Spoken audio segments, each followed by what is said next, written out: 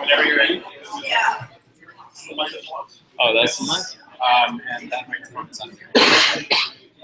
So there's another mic here? There's another No, the computer microphone. Oh, got it. So.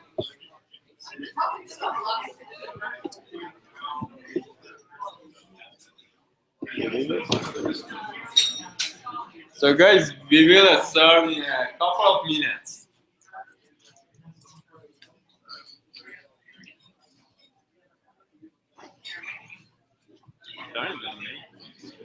Pardon?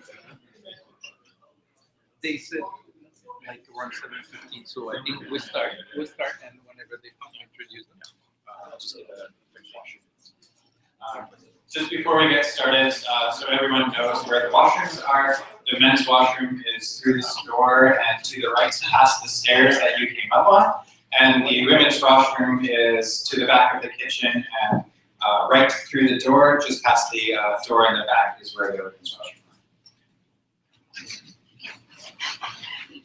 Let's see, what is it? 7. Let's wait for 7:05 and so we'll start. So you moderating on the student for hack on data. Pardon me? Yeah. Yeah, man, that's your thing. And they even switch, so you know, he put the file here for, I think you will show it, but not sure. What are you looking for? Looking for, Oh, the website? Oh, it's in Safari. I'm looking for their Browser? No. Here. This is the IBM. Oh, yes. Yeah, it's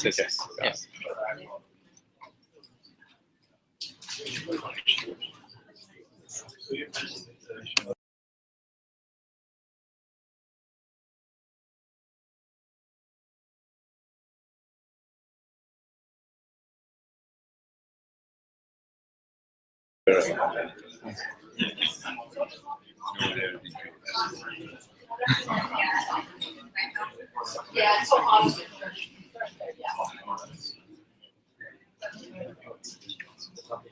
I probably should stay. Okay, I think we're gonna get started. Thank you everyone for coming, and thank you Wattpad and the whole team for hosting us. Really nice space, awesome office. Thank you for sharing it with us. So today we have a great session 11 of the Toronto Apache Spark meetup. So Murda is gonna introduce us and tell us about Hack on Data, really cool project that a lot of people are working on, and you're gonna find out a little bit more. Then we have Wattpad, and finally IBM telling us some of their experiences with Spark. Murda. Thanks, Armando. Welcome, everyone. So I'm going to give you a brief of where we are with Hack on Data. Again, thanks Wattpad for hosting us. Wattpad is also our gold sponsor for the event, for Hack on Data event.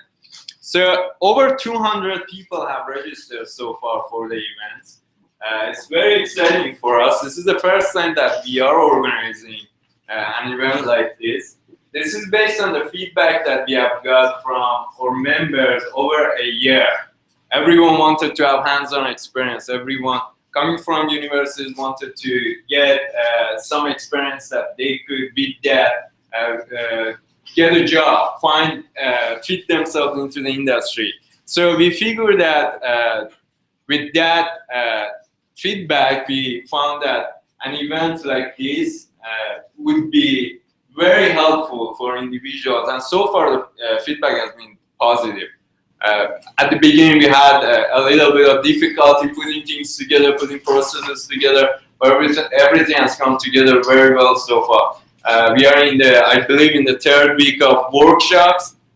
People have started working together on a Slack channel. We have over 100 people on workshops channel for Hack on Data, helping each other. We have more senior people there as well to give them hints for the exercises, help them answer their questions. So that was based on the feedback that we were getting from our members. We also had feedback from the sponsors of our events, Toronto Apache Spark. They always are looking for talents. So again, this process of engaging participants prior to the hackathon event in September 10th is giving us an opportunity to measure their performance, to measure their engagement and commitment as well. As we are measuring them, we use a ranking system to recommend these talents to our sponsors after the event. And this is a way for us to also select the most committed individuals for the event, because we have more than 200 now. It's going to be probably 300 or 350 by the day of hackathon. We want to make sure that the 100 most committed individuals get into hackathon. If you have started late, if you have joined the workshop late, don't worry, there is an opportunity to get points, to get engaged with the exercises and learn. It's a great learning opportunity. It's free for all participants. So get engaged, ask questions in the workshop channel on Slack. And if you think that you are skillful enough that you don't need workshops, don't worry, there are other opportunities for you to show your skills. We will release challenges in the near future, and you can work on those challenges and shows and prove your skill through those challenges for getting into the hackathon. We have awesome sponsors such as Wattpad, and it's going to be a great event. I hope that you will stay engaged and you participate on these workshops and really take advantage of this opportunity. Hopefully we are going to repeat this event more often in the future. Thank you very much, and happy coding and learning. Thanks.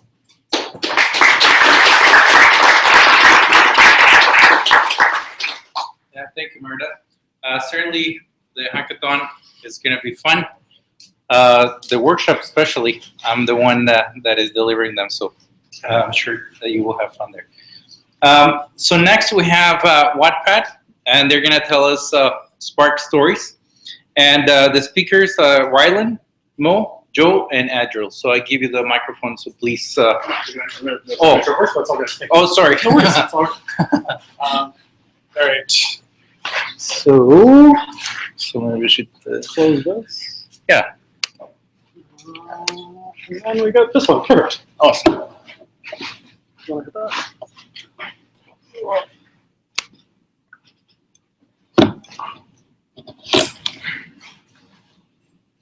Speakers notes. Yes, you can find it.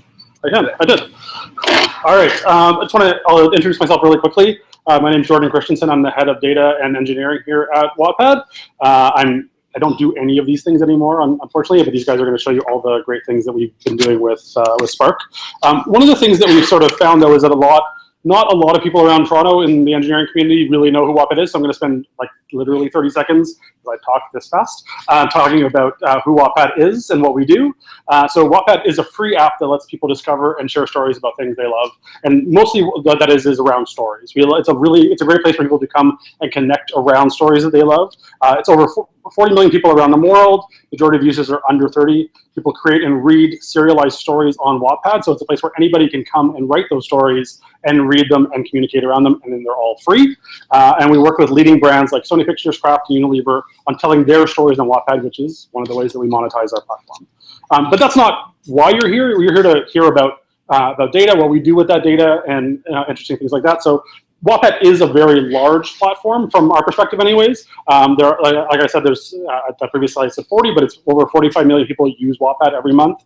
We have over 100,000 signups every day, over 250 million stories on the platform, and people spend 15.5 billion with a B minutes on the platform every month. And that leaves us, as we collect all the data on all those interactions, that gives us a huge repository of data. So now I'll pass the mic on to Rylan, who'll tell you how we process that, how we use it, and all the cool things we can do with it. Thanks.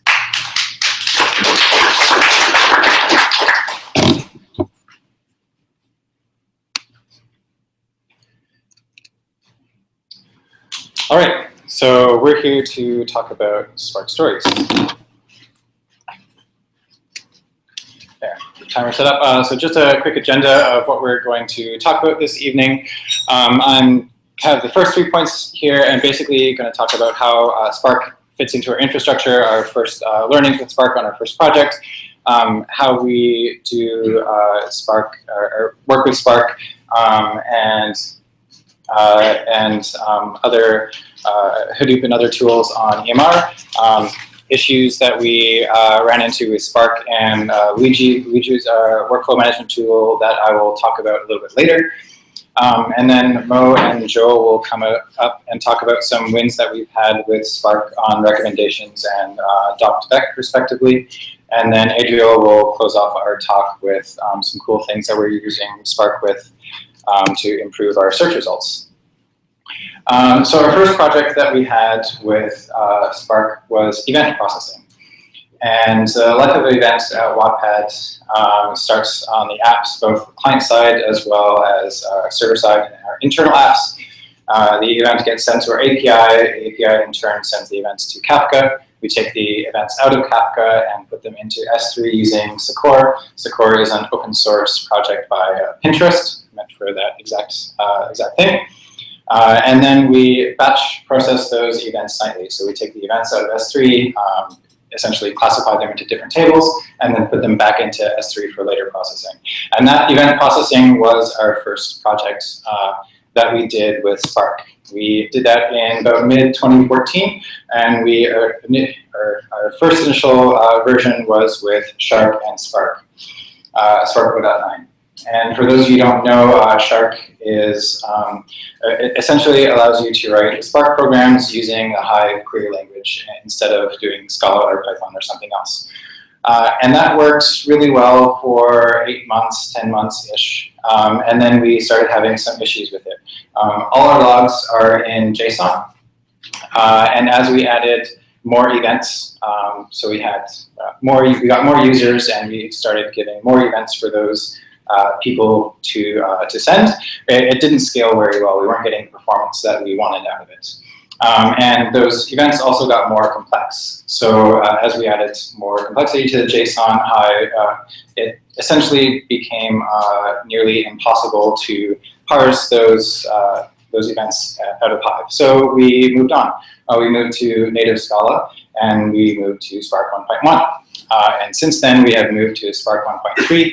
The only issue that we had with that was the accessing the JSON schema, which we use to determine if the field exists before we actually access it. That API changed, so we needed to change that.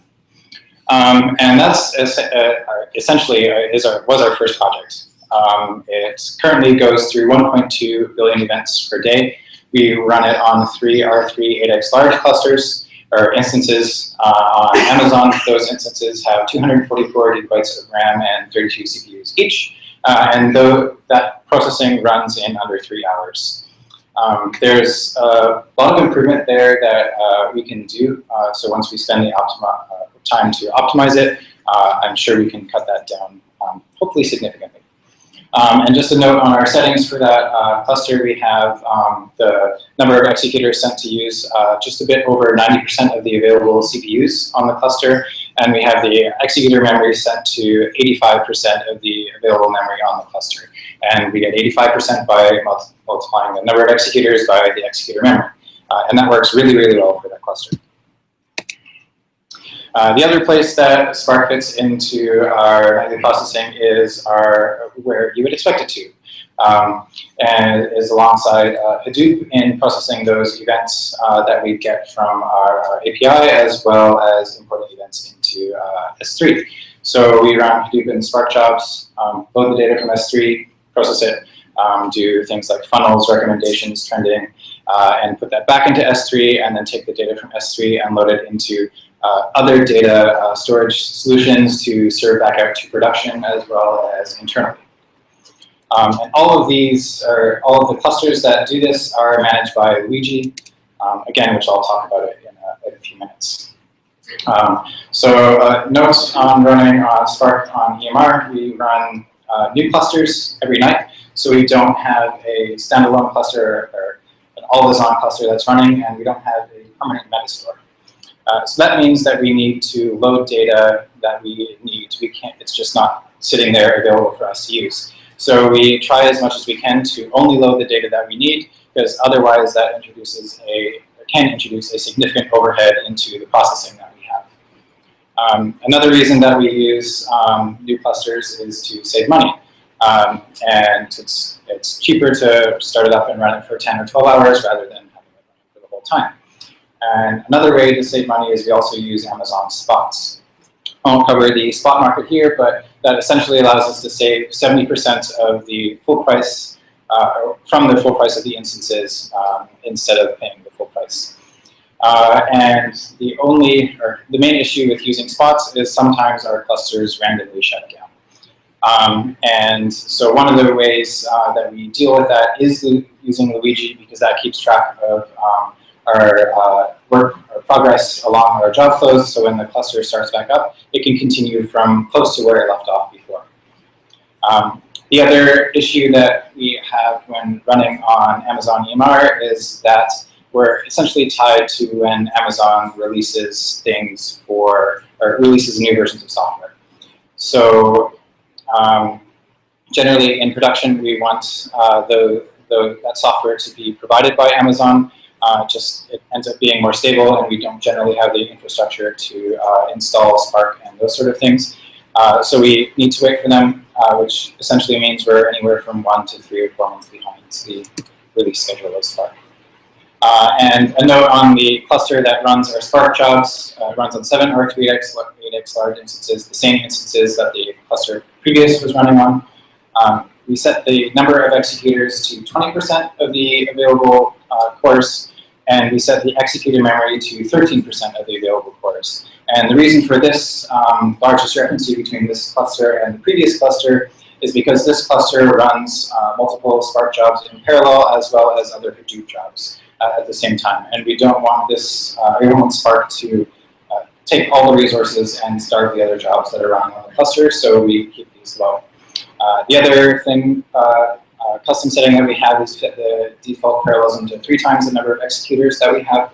And it seems to be a generally accepted rule of thumb that works really well for us in this case. So now that we've touched briefly on our infrastructure and how we use Spark in that, I'll touch on Luigi and give you a little bit of context so we can get into the issues that we have getting Spark running with Luigi. So Luigi is an open source workflow management tool that is open source or handled by Spotify. And it does handles dependency resolution and job scheduling, and it gives you a nice visualization to check and see what jobs are currently being run, have finished or failed, that sort of thing. It's written in Python, which we already knew, and it was great. It has out-of-the-box support for Hadoop, and it has community-supported modules for things like Spark and MySQL and other software. So this is just a quick screenshot of the visualization that Luigi provides. The top gives you a summary of the different tasks states, so you can quickly see if anything has failed, if they're quickly see what's running, or anything that's needs to be run yet. And at the bottom, you get a list of tasks that you can sort and you can search through. And if you click the little blue button, you can get the dependency graph. So this is the top of our dependency graph of one of our cluster run-throughs last week. And it essentially just gives you a quick look to see the status of your cluster. So green means good, yellow generally means it needs to be run yet. But because of other issues we ran that data manually, and then these finished themselves. The only other thing that we need to cover before we get into issues that we have using Spark with Luigi is what a Luigi task is. And essentially, a Luigi task is a unit of work. It can have parameters, optionally, it can be there or not. It can have a requires method, which lists other Luigi tasks as dependencies. It has a run method, which actually defines the work of a task. And not really important for our talk, but has an output method which tells it where the result of that work should go. And this task is taken, or this screenshot is taken directly from the Luigi Docs. The only other thing to mention is you may have noticed up at the top, this task inherits from the Luigi task, so you can inherit from other tasks. So you can write custom tasks to make it easier for you to write other tasks. Okay, so now that we have that context, we now can talk about the issues that we had getting Spark running on Luigi. And the biggest issue that we had was we didn't have a shared context. So the default implementation of Spark that is provided by Luigi starts and tears down the Spark context at the beginning and end of every task. And this can add significant overhead because you actually need to start the Spark context every time. It can lead to you doing duplicate work. And if two Spark contexts or tasks depend on each other, you can't just leave the result of the first task in Spark in memory. You need to actually store it somewhere because once the Spark context shut down, you lose that work. So essentially, the default implementation just defeats the point of using Spark. You're not keeping anything in memory. So we need something better. So what did we do? We created our own Spark-based task. This base task has a reference counter which keeps track of how many tasks are using the Spark context and starts it up or shuts it down appropriately. And then we overwrite the Luigi callbacks and default methods to actually do that.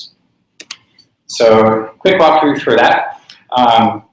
First thing we needed to do,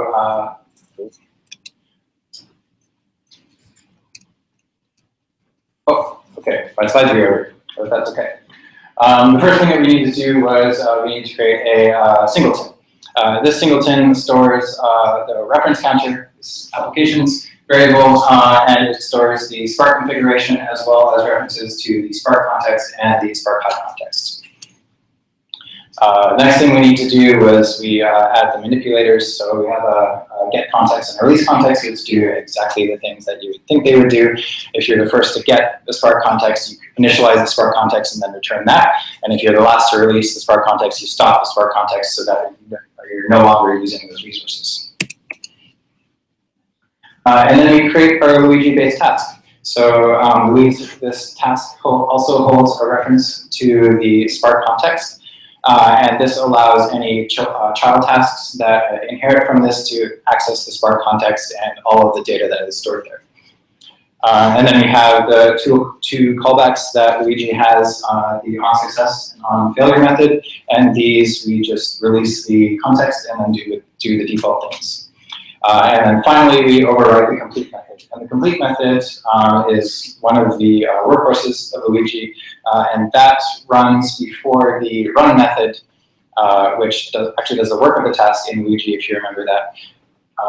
Luigi checks to see if the task is complete before the run method is done, so that it's not doing any extra work that it needs.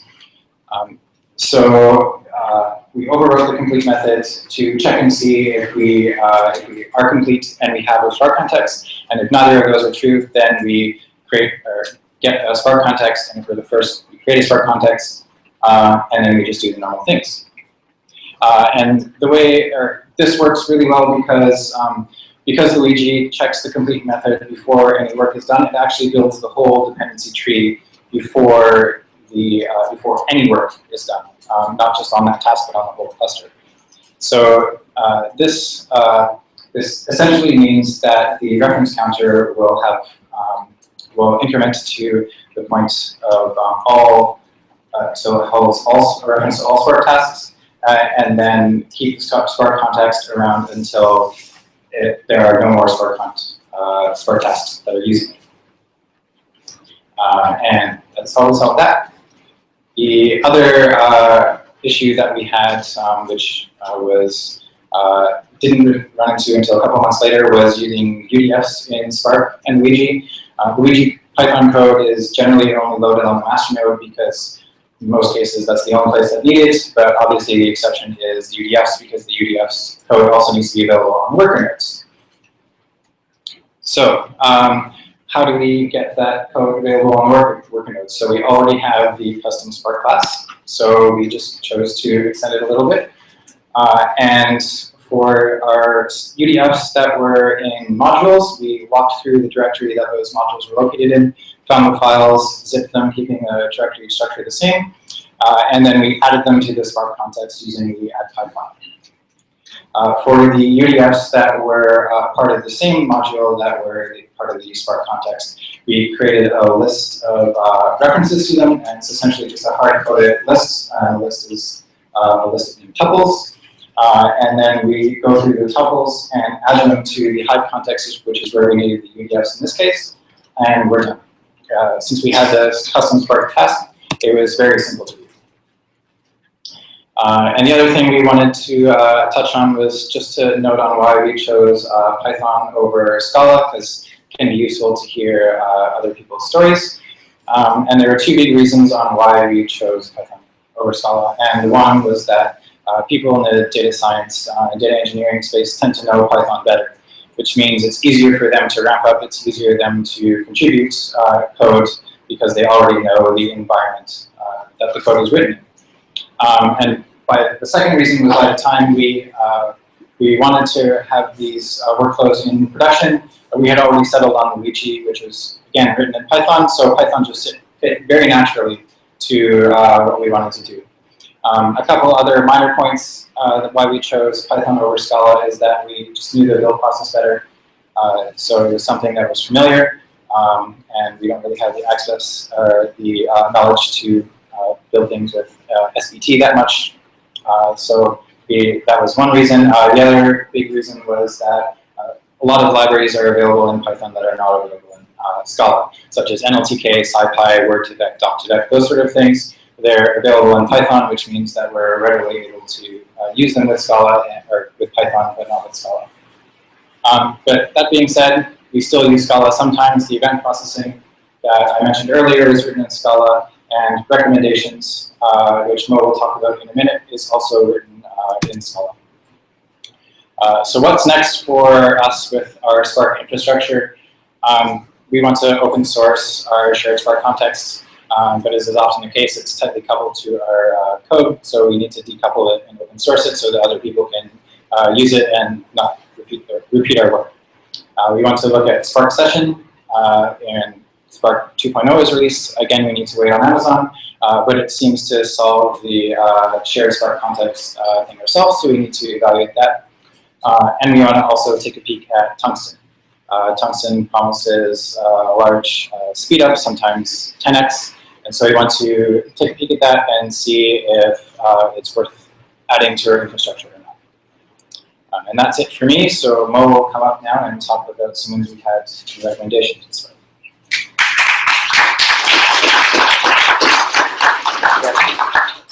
So I'm Mo, one of the data scientists in Wattpad, and I get the opportunity to work with recommendations. Want to ask you, how many people have actually used Wattpad here? Except the Wattpad people. Okay, so not many people. So I just wanted to show you this is the UI looks like. So our UI is very recommendation driven. So we have multiple rows, and each of the row represents a recommendation list. As you go down the list or scroll down, you'll see more and more different type of recommendations coming. For this talk, I'm going to talk about just one specific recommendation, which is the personalized recommendations, which is generated based on the user's tastes or recent history. And also because because it's a Spark talk, I'm not going to deep dive into algorithm. I'm going to talk about how Spark has made our life much better when generating recommendations. So our personalized recommendations is powered by MLlib, and we use ALS matrix factorization for the process. So one of the primary signals we use the implicit our implicit reading time signals. Unlike our other data projects, we use Scala, and one of the main reasons we use it for speed. So we compared with the Python version of it, and we found the Scala version works much faster. Another reason we use the Scala for our recommendations is the library compatibility. Some of the the math libraries we are using, those are in Scala, and those quite doesn't work well with Python. So for this particular reason, we are keeping with Scala. So just wanted to show you how our training data looks like. So for personal recommendations, we have about 800 million of user ratings, which consists 20 million users and 10 million stories. And for similar items recommendations, we have 1.3 billion user ratings, and which consists 30 million users and 25 million stories. Primary reason of using the specific ALS provided by the MLlib, it's extremely efficient. We have tried other non-Spark versions of it, but which works fairly well when it comes to a much smaller set of data. But when we tried with our production data, we didn't find it quite practical. Those either take long time or couldn't fit in the memory. So it's speed really wins here. So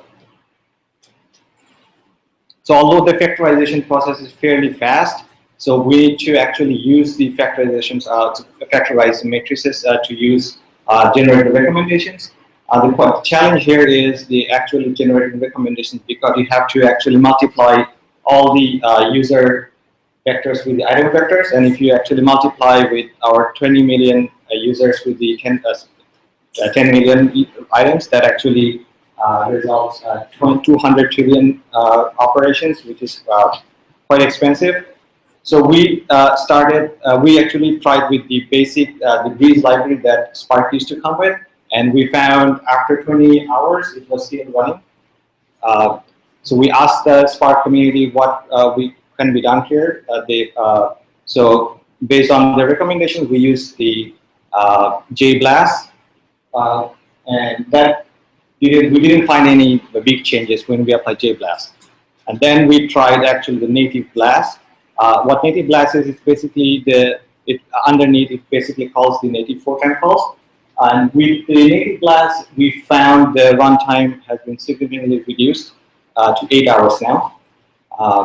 So that's a quite big improvement. But we're still doing those big number of operations, and we thought we could do better. We were looking for alternative options. And then we found out these two papers. If you're interested, you can go and read. But I'm not going to talk about the algorithmic approach. Basically, what it does, with some minor vector transformation, it allows you to transform your problem to a KNN space so that you could run actually the KNN operations with it. So with the approximate nearest neighborhood approach, we were able to reduce our runtime to 3 hours, and that's non-distributed. I'm going to be talking about the next slide about our distributed approach with Spark. So what is approximate nearest neighborhood? It's a variant of KNN. So rather than searching the entire item space, it basically looks for a subset of the items without sacrificing the accuracy too much. And there are lots of strategies how to look for those sub-item space. And also there are lots of libraries out there. You can try and have a look.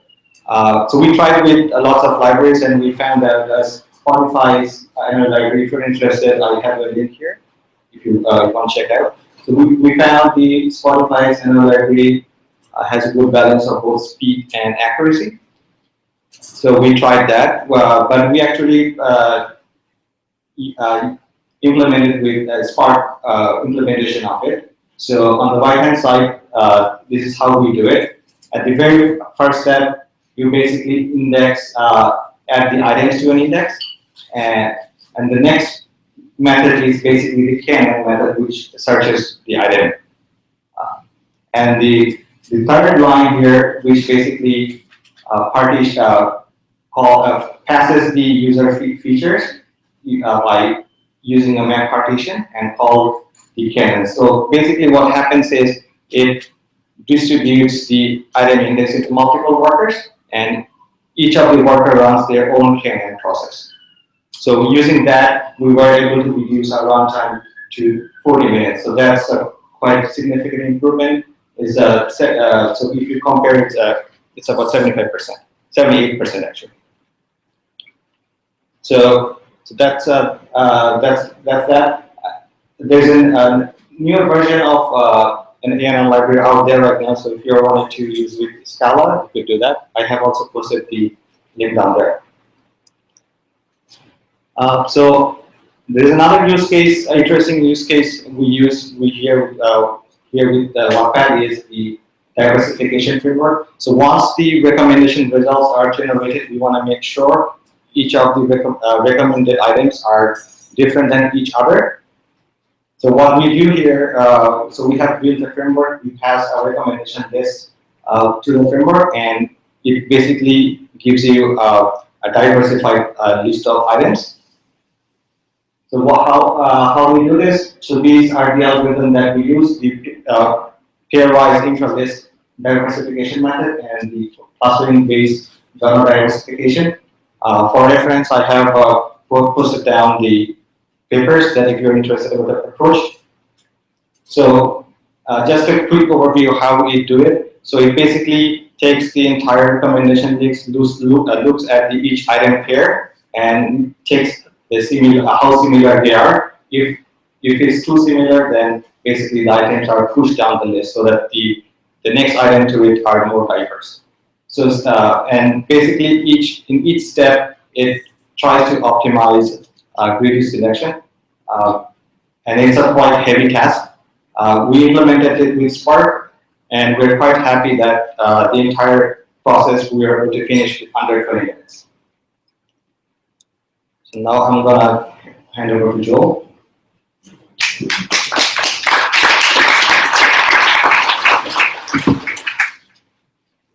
All right. So I'm going to start with a use case of Spark in natural language processing setting. So what I want to talk about. So in the app, we have what's called an interstitial screens, which appear in between chapters. And in these interstitials, we display things like user recommendations, story recommendations, promoted content.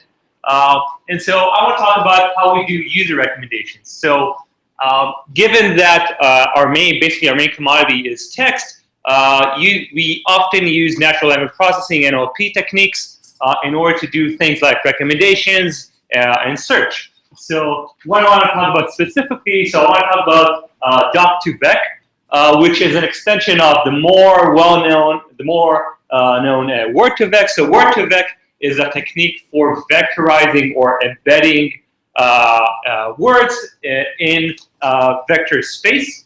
So what is doc2vec? Doc2vec is an extension of word2vec where we embed text in a vector space. So we have a doc2vec model that we train on a large corpus, and given that we're using this model, which is basically a neural net, we feed it text and it outputs vectors, n-dimensional vectors. So what is the use case for such models? So we use these models to do content-based user recommendations. So while you're reading a story, we're going to recommend different users based on the content that they've generated and their similarity to the current story that you're reading based on the actual content. All right? So where does Spark play a role in this process? So just a few words. So we have a model that we train on a fairly large corpus. So we train it on a set of million stories, English stories.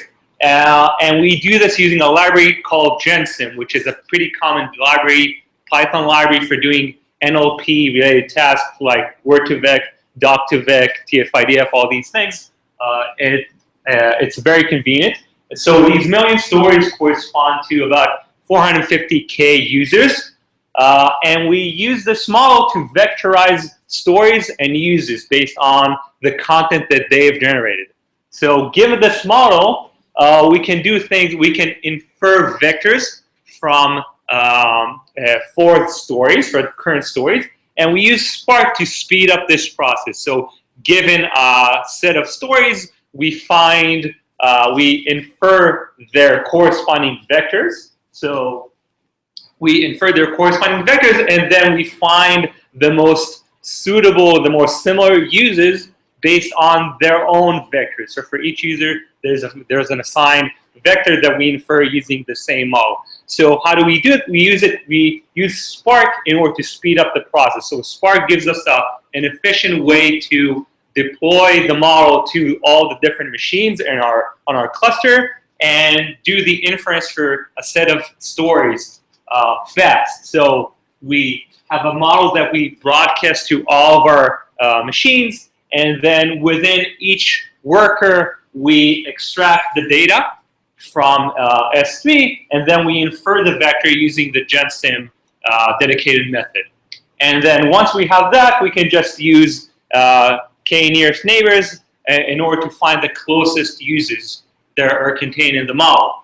So in the interest of time, I use the brute force way of doing KNN, but we can use the approximate nearest neighbors approach that Mo previously discussed in order to speed the process even further. It'll give us about an order of a magnitude speed up in the process, right? So this is how Spark does it, and it gives us quite a significant improvement in running time. What is the second thing that I wanted to talk about?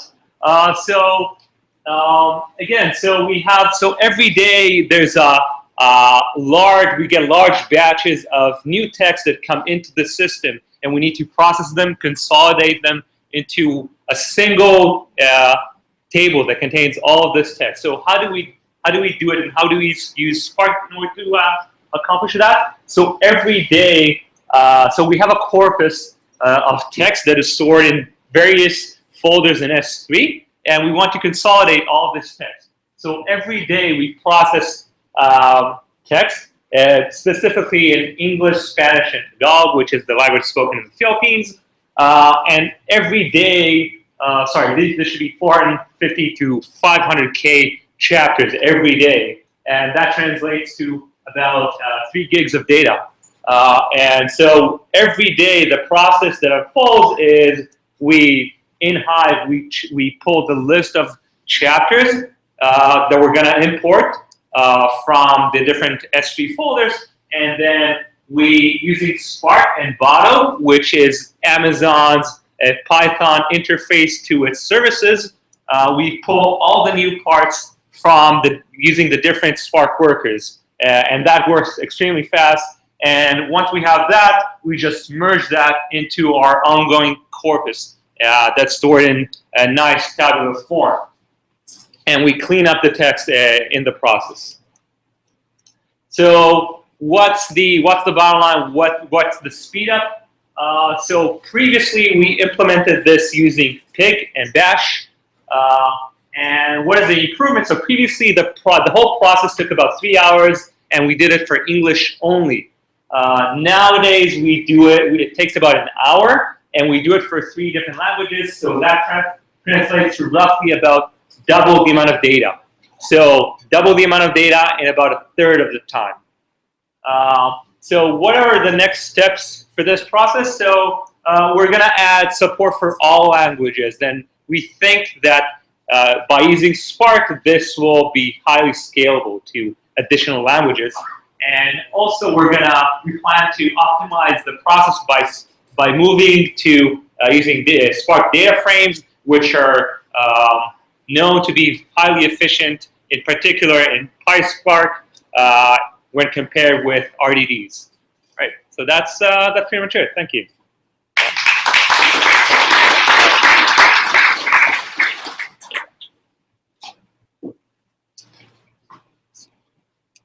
Hiya, folks. So I'm going to spend a few minutes talking about some of our search systems here at Wattpad, and hopefully give you a few things that you can take home with you to help improve search in general. So to give you a little bit of a background into our search system, we're using Elasticsearch to power our story search. And we search mostly based upon the metadata of the stories. So we're pulling in stuff like titles and descriptions of stories, as well as interaction data that we're getting from users on those stories, like when they vote on it and when they read it. And so all of this goes into Elasticsearch, and then we have our APIs on top of that, which query Elasticsearch, and we write our complex queries in it to balance all these different parameters. So most of the data here that we're indexing into Elasticsearch gets us like 90% of the way, and does a not too bad job. However, there's a few things that we can do looking at some other data to improve the results that our search system has. First of all, the thing we need to do is know how well of a job we're doing currently. We can't move forward unless we know how satisfied users are with their current search system. I started here a little over a year ago, and one of the first things that I did was try to figure out exactly what we wanted to be measuring in terms of search. And so the very, very first thing we need is a complete query log. So we need to know what people are searching, when they search for it, what they're clicking on, and this sort of tells us how happy people are with their search results. But it doesn't really dictate what metric you should be using. There's a lot of metrics out there for search. There's standard ones, precision at rank N and DCG, but it really depends upon what you're trying to optimize. So I'll give you like a really quick example on that. For example, we could be wanting to optimize a case where someone types in a title or an author name and they click on that first result. And so our metric there should be how many times do people click on the very, very first result, the one at the top. But we could also want our search system to do something more akin to they type in a general concept or a theme of a story, and we give them a whole bunch of results that might satisfy them, and there are a diverse set of results under that theme. And we don't really care so much if they're clicking on the first result in that case. We just care that they're clicking somewhere in that list of the top 25 or something like this. And one of the things we use, in particular Spark for, is to quickly iterate on the various different metrics. It allows us to very quickly play around with which metric we want to be using for a particular use case at this particular time. And so this allows us to do stuff like run A/B tests, targeting a specific increase in one aspect of search very, very quickly. However, there are a few more interesting things we can be doing with our query log beyond just telling how good of our search results are. I'm going to talk about 3 of these things. So one of these things is we have a feature where we say, you typed in this query, but we think you probably meant this other query, and so we're just going to show you this other query instead, because that'll save you time in the end. There's also another feature where we want to suggest other queries that aren't necessarily what we think the user meant to type in, but somehow related to that initial query. So a good example of that is if they type in mystery stories, we'll give them a few other queries that allow them to dive into various different subgenres there. The final use case is we want to automatically reorder our search results as people interact with search to provide a better experience. So if the correct result is at the 10th position in our list, we probably want to move it up to the 5th or the 1st position. And so all 3 of these things are actually very, very related. There's a very similar technique to solve all three of these problems. And essentially, what it is it's looking at our query log and trying to find very specific patterns in our query log. So in the example of someone mistypes a query, how do we know whether that query was mistyped? Well, the pattern in our query log that we're looking for is someone types in a query, and then without doing a whole lot else, maybe they click on something and come back right away, maybe they don't do anything, they type in another query. And if those two queries look kind of similar with string similarity, then they probably made a mistake. If it's just one user doing this, they're a crazy user using our system in crazy ways, which users do all the time. But if it's 1,000 or 10,000 or 1,000,000 people doing this, then we kind of want to identify that pattern and pull it out of our query log. And we don't necessarily come into this knowing exactly what we're looking for. So having Spark quickly able to pull in a whole bunch of different libraries that we can use. For example, we played around with a whole bunch of different string similarity libraries, and quickly being able to pull in different ways of comparing query logs and looking at query logs, looking at the dwell time people spend on individual stories, looking at whether they voted on the individual story, looking at how quickly they moved on to the next query, allow us to pull out these sorts of patterns. And so essentially, we are sessionizing our query log data. We're looking at each individual user, how they use our search system based upon our query log, sessionizing it using these parameters that we have found and tuned to the particular use case. And we're able to play around with these parameters in different ways. So for the first use case, we want this very, very tight parameter. They type in one query, they type in the next query, the two queries look very similar. And it's not too far in the future that they type in the second query. For the second use case, where we're trying to suggest queries, we're not so much looking for queries that even look similar. We don't necessarily want to type in queries that have very strong string similarity to that first query, because this is really diving into various different aspects of, again, that mystery category, that horror category.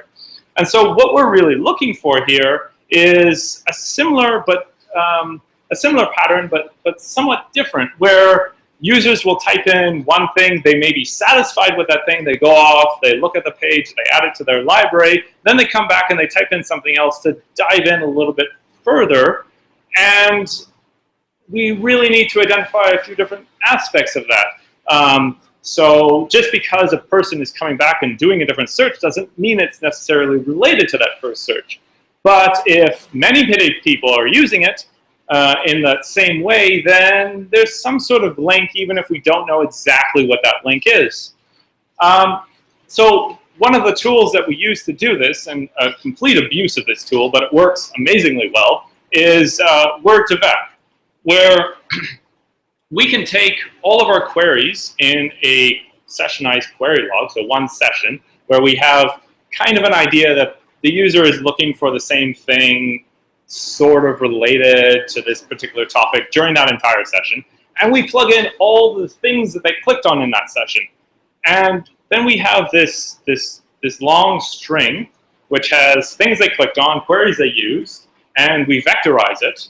And we can do kind of neat things now. We can plug in a story ID, or a couple stories, and find queries that people use to get to this set of stories. Or we can plug in one or two queries and find other queries that are somehow related to those two queries. There are other tools that we could use to use this, and we've played around with a few other tools, but this is a very simple technique to achieve something quite powerful.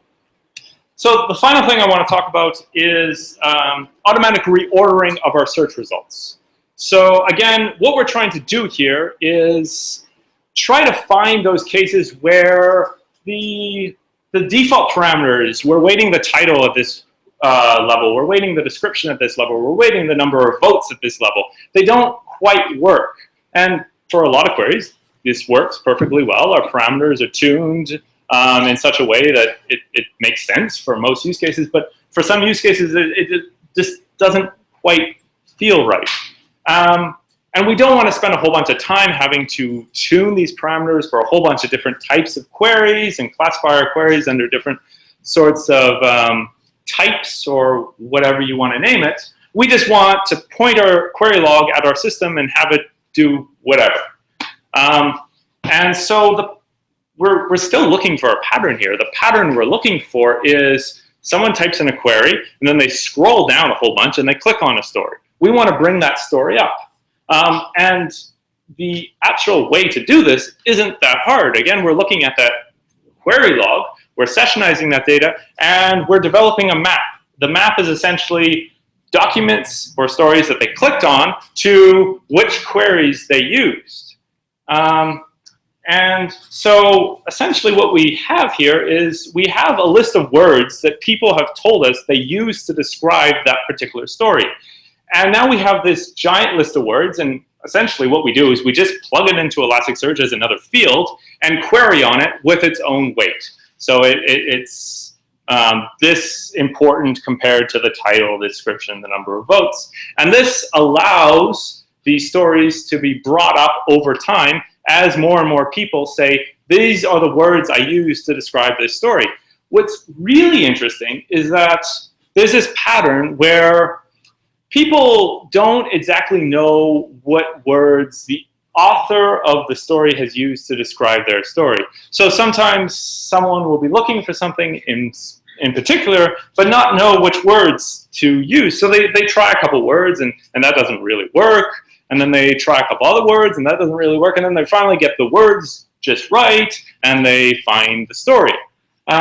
If we're sessionizing all of this, all within the same session, we're saying all of these words, not just the words used in the query that actually ended up finding the document, but all the other previous words in that session, all somehow relate to that story. We can actually allow people to find stories that don't have any, using words that aren't actually in that story, which is kind of neat, because then we can just, shortcut people having to use exactly the same words that the author of the document or the story used, and use the words that people commonly use to describe this story.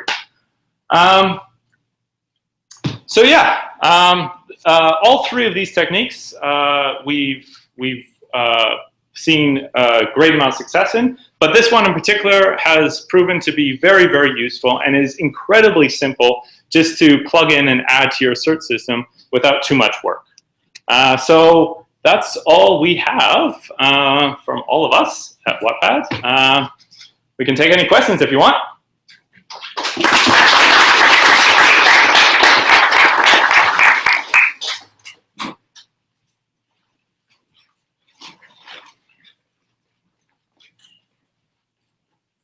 Eunice. I'm going to leave my questions for you for later. Sure. So for the Rylan, yes. Sorry, yeah, Rylan. Yeah. You were talking a lot about how Luigi how you use Luigi. We happen to also use Luigi, but we're not so much into it like you are. And one of the reasons is that so to cut the question short, we have a very similar infrastructure like yours. You use instances, and a lot of things are similar. However, we save a lot by using Scala because things run pretty quickly rather than using pySpark, which makes things a little bit slower. So we end up paying more for the same processing time for the same job because of more processing time.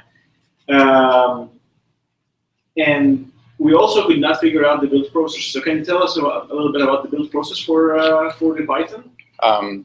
Sorry, the build process for build Python? Process, to build, I guess that this is probably what you touched, like what you said, what you talked about when to put the files in a zip file and put them all in, because we could not figure this out because we want to ship a job with everything in it and we couldn't figure this out. So So the question was essentially a two-part question, and correct me if I'm wrong. One was about the build process on Luigi and how to resolve that.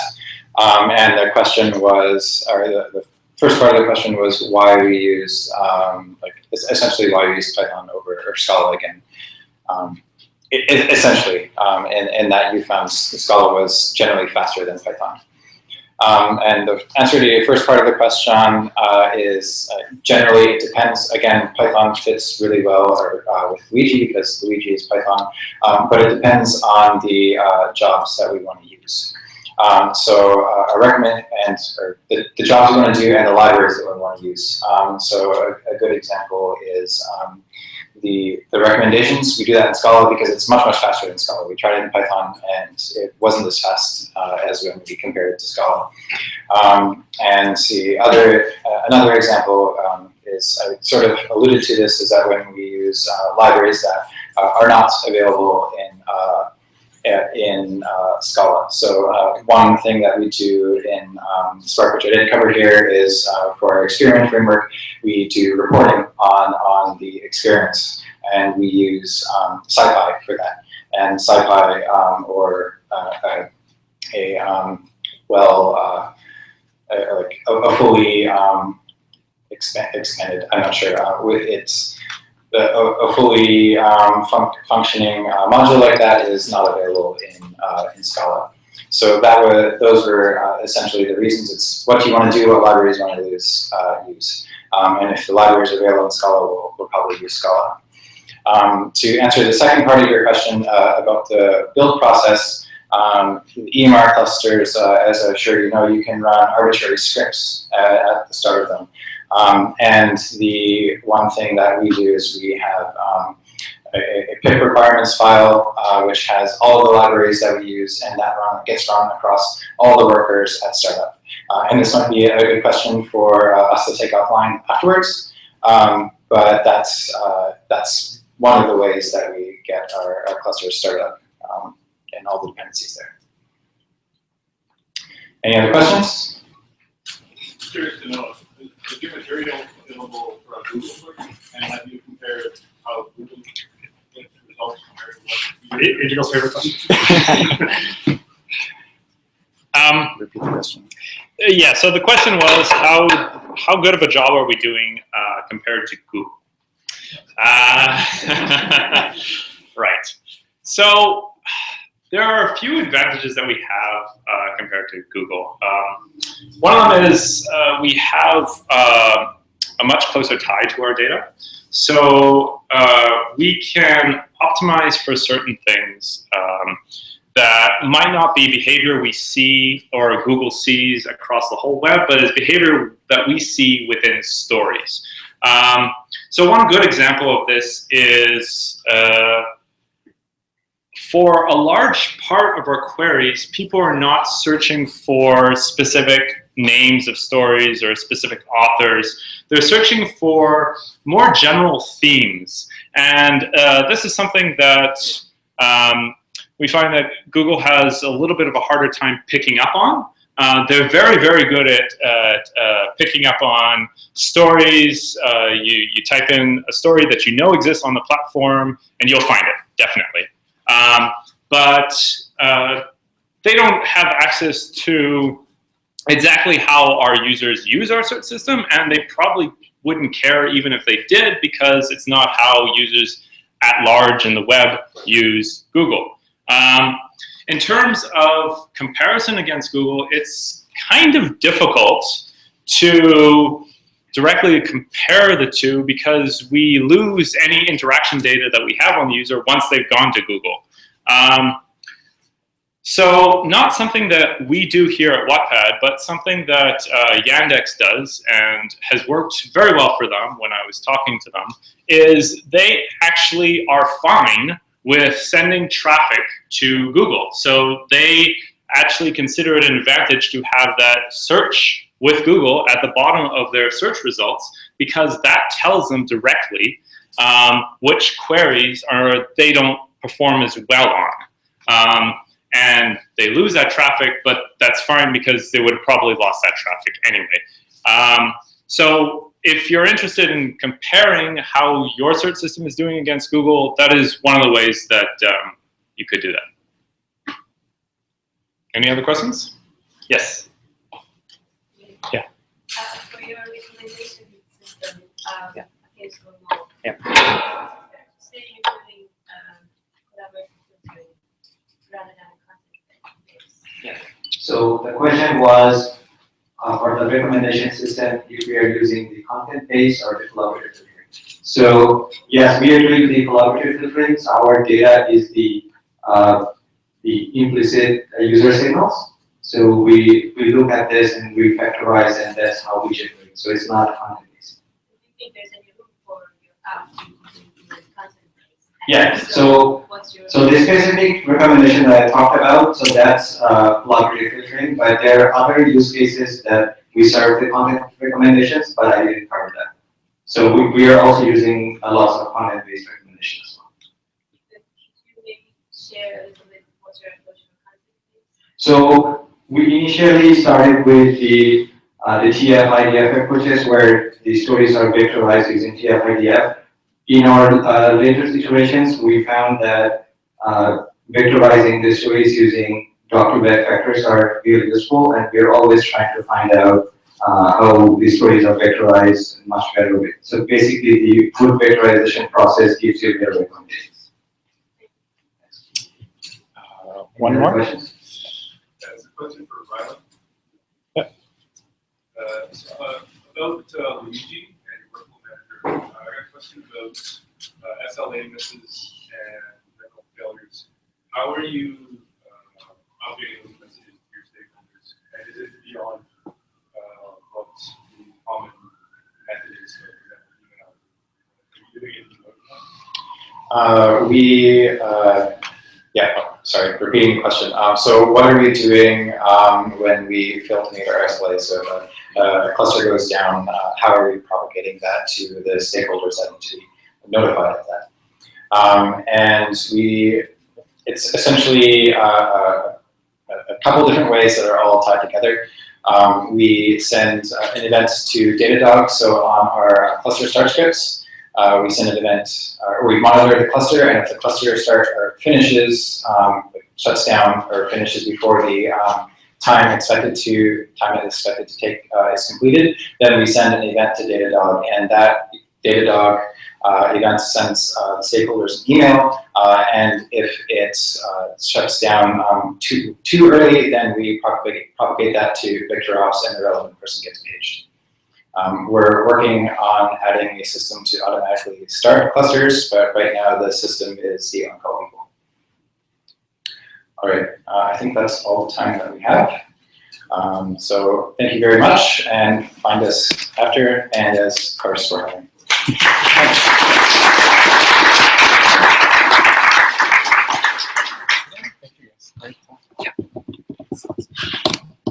Okay. Is it up here? No, I want to. Yes, that's off. Hello? No, yeah. Oh. Yeah, it's on. It's on. But I just wanted to. Oh, sorry. I thought you wanted to off. Oh, on. Okay. So don't worry. So let's take 5 minutes break, and then we go back to the second half of the talk. But thank you. The talk was awesome, guys. The battery's probably low. Oh, is that what it is? Okay. Well,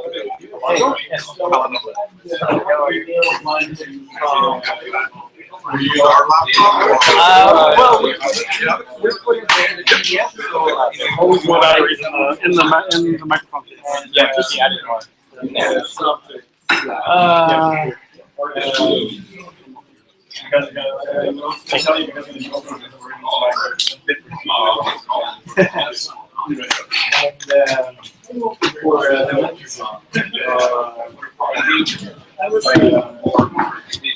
So I don't know what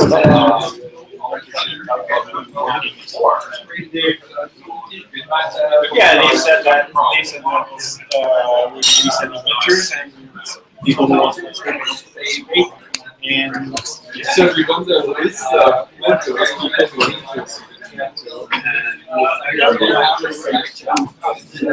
Okay, so once we get everyone, okay, all right. So we were saying from the visual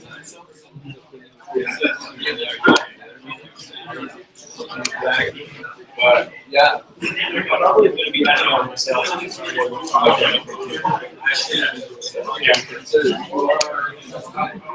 Yeah.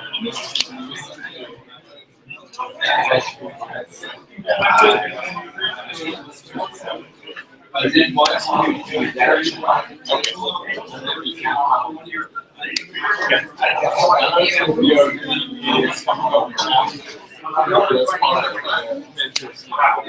Okay.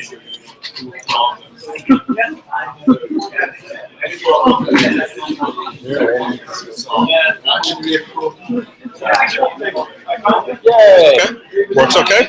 Page up, page down? Sorry? Just page up, page down. Left, right. Oh, or... Oh, wait. I'm not clicking on right page. Left, right. Left, right. Oh, shoot. I really enjoyed it. Right on, great job on the talk. That was a great job. Thank you. Hi. Hi there. How are you? Not too bad. You're speaking from IBM. this meeting. Khaled? Cali. Khaled. Meta. Meta? Meta. Yes. Okay, good. Nice meeting you. So you are giving a talk? Myself and Michael. Okay. Actually, Michael's doing most of the talk. I'm just going to kind of tee it up and do a little bit of introduction. Is that all right that it has the bar at the top? Okay. I'm asking, I'm not telling. That's fine. We just use up arrow, down arrow? Yeah, up arrow, down arrow, and I am going to start sharing my screen again. Oh. Make sure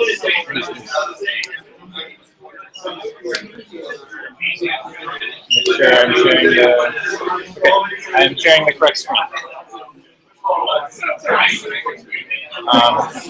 And just let me know when you're ready, and I'll unmute the mic. No.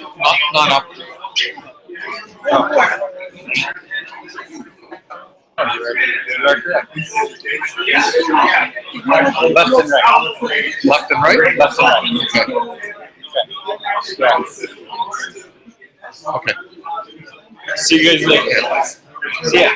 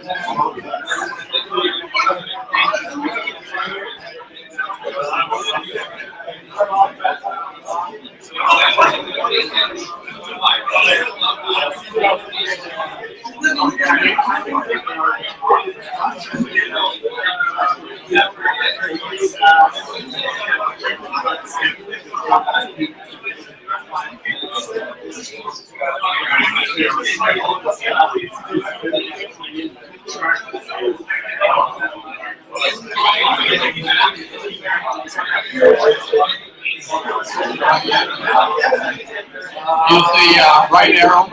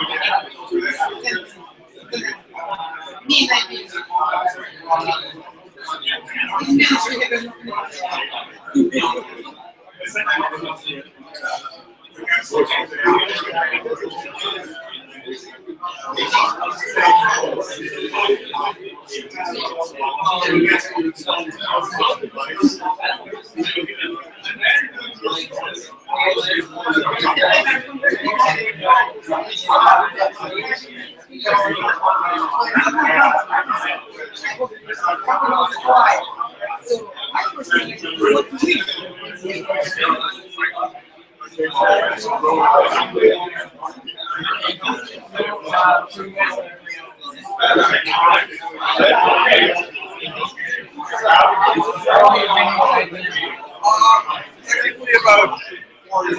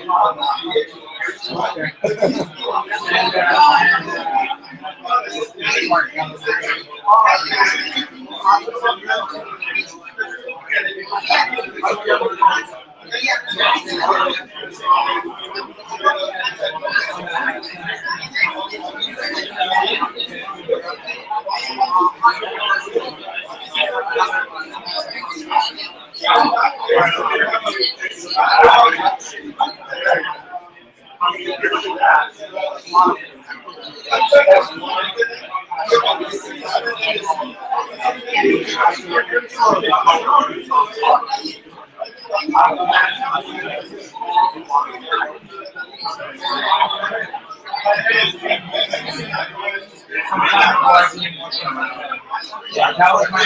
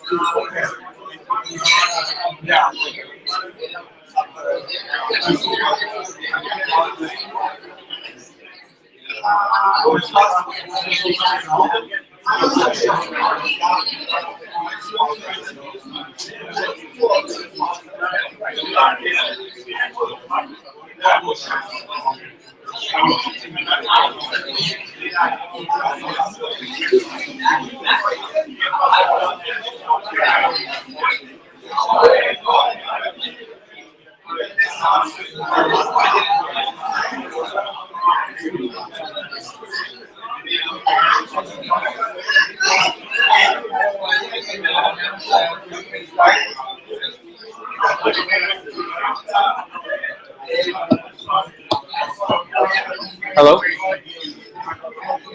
Oh, it's off? Okay. Hey. So I think we can start now. Hello? Oh, sorry, too loud. Sorry.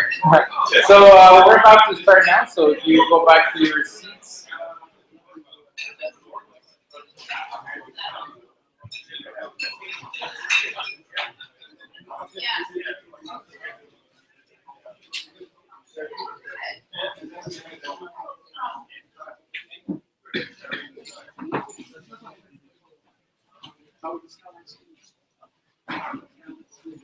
All right, so the next talk is a talk, the title is Experience in Delivering Spark as a Service. So we have Michael and Khalid for IBM, so thank you. Thank you. Thank you, Armando. Everybody hear me okay? Okay, so I'm going to give a little bit of a overview of the work we've done on the delivering Spark as a service on both in terms of a public cloud as well as in an on-premise environment. So I'm Khalid Ahmed and that's Michael. We're both architects at IBM, and we'll cover some of this material. I'll cover the initial material relatively quickly. Michael will deep dive into some of the work we've done from a architecture and a technology perspective. Okay. So I'll cover a little bit of the challenges around the Spark environment that we see and give a little bit of context and background. Michael will do a lot of the detailed technical talk. And the work that we've done, where you think of IBM, you think of traditionally proprietary technology, but we are very active in the open source communities, and the work we're doing in delivering this Spark as a service is getting rolled into both the Spark community as well as the Mesos community. So you should see look for things from IBM in that space. Okay, I'll talk a little bit about that if we have time. Okay. Just again, a little bit of background in where IBM is a huge company. We work in the spectrum computing area, and that is actually an acquisition that IBM made a few years back, and we've had a history over the past 20 years in delivering kind of these resource management, workload management, scheduling solutions for a variety of industries. And Spark and some of these new technologies have evolved and led a lot of innovation. But there's a lot of experience and expertise that we have in that area that we're looking to bring to the Spark community. So this slide just kind of gives you a little bit of an overview of all the areas that we've seen. You know, Spark is a hot new technology, and it's not going to be the only one, right? There's going to be other technologies in the future, just as there have been in the past. But the fundamental problems or the challenges that are being addressed there's a lot of principles that are the same, right?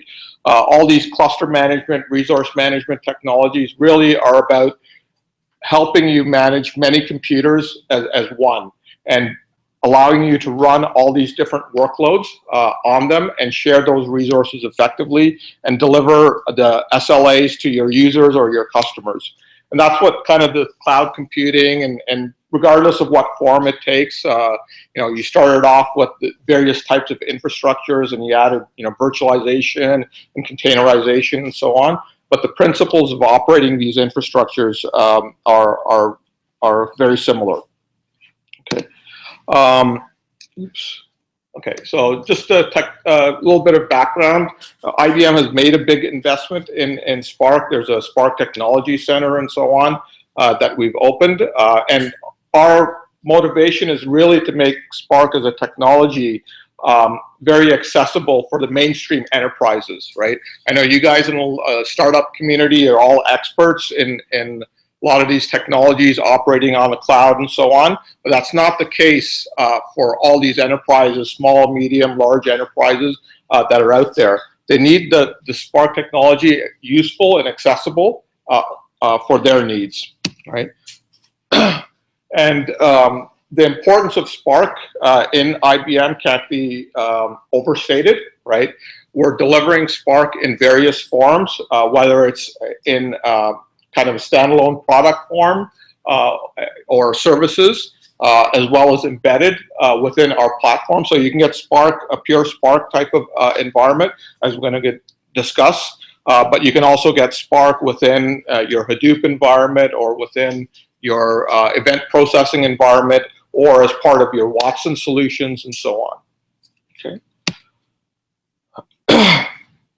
So the Spark service that we're delivering, so we're looking at it from a hybrid cloud perspective. So being able to provide Spark as a service on a public cloud like our Bluemix platform, or on Amazon or any other platform, as well as on-premise, right?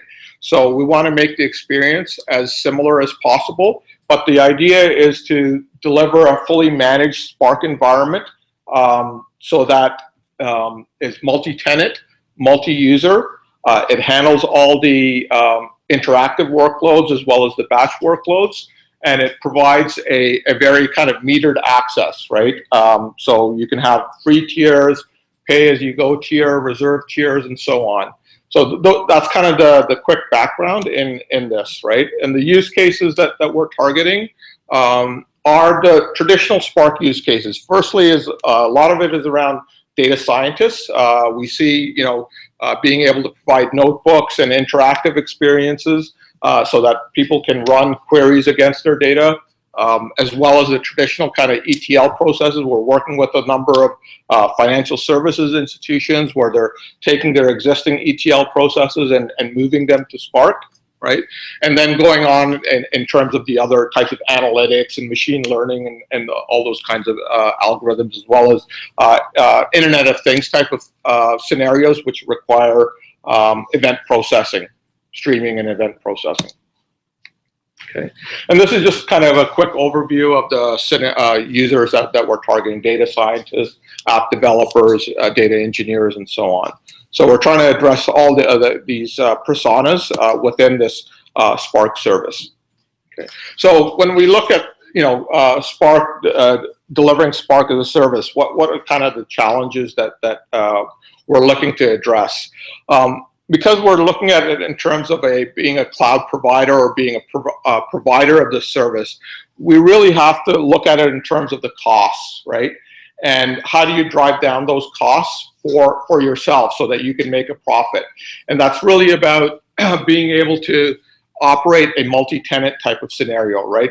One option, and I'll get into this in the next slide, is you can just spin up VMs, run a standalone Spark cluster on there, and you're done, right? And that is a viable option. You let the cloud provider or the infrastructure as a service provider deal with the issues of sharing resources and so on. But in our case, we have to deal with the multi-tenancy situation, right? And we see this in enterprise environments too. Rather than building siloed Spark clusters for different use cases, they're looking to have a shared Spark service, right, that they can share among multiple lines of businesses and environments. So that is an area that we've invested quite a bit in, and the technical details that Michael will go into will emphasize how we address some of those issues, right?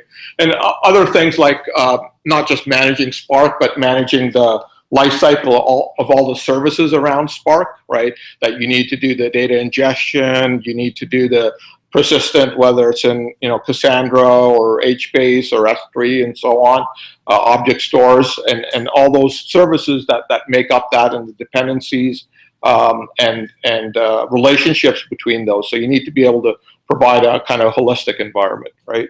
And lastly, the enterprise requirements. Not all the cases. Again, if you're a startup, you may not deal with a lot of these things, but if you are an enterprise customer looking to implement Spark, introduce it in your environment, a lot of the benefits of Spark are compelling, but then operating it at scale within an enterprise without the expertise that you might have in other scenarios is important, right?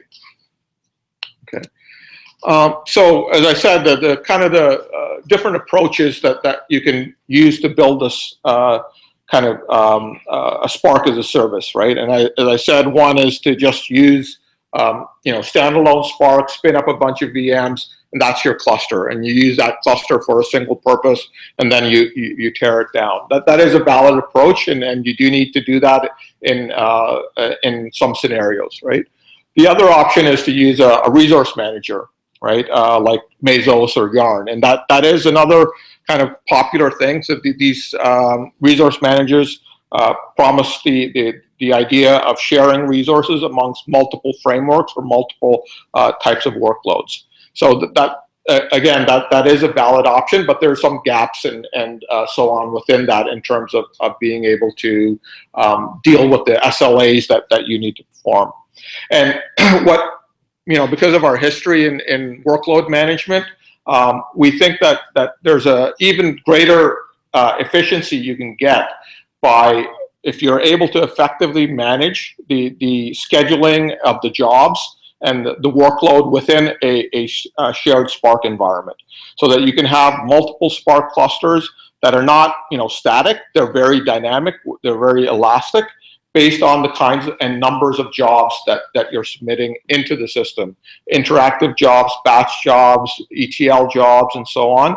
And being able to use that workload manager to prioritize and guarantee the service levels that you need to deliver. Right? Okay.